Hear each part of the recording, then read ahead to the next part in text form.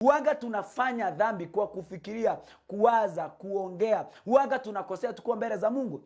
Bwana Yesu asifiwe. Lakini je, sisi huanga tunasameheana?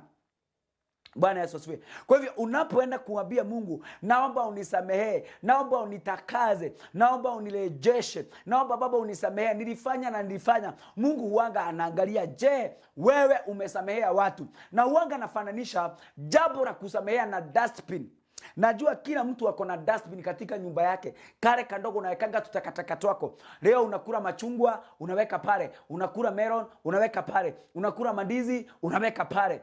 Hizo takataka wakati unaziweka, huanga the following day asubuhi na mapema unaamuka na unaenda unamwaga kale ka dustbin kadogo to the big dustbin.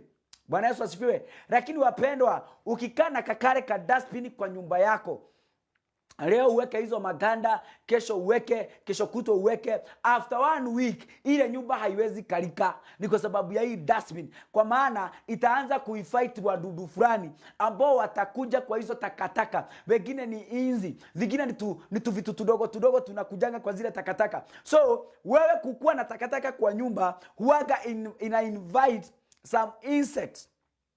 Na kwa hivyo wakati na sisi tumehold hasira, tukahold kutosamehea watu, tumehold our brothers, our sisters, wazazi wetu, our teachers, watu ambao tunafanya kazi na wao, then unaenda mbele za Mungu kuomba. Mungu anasema kwamba kama hutasamehea watu makosa yao, naye pia Baba wa mbinguni hata kusamehea pia makosa yako.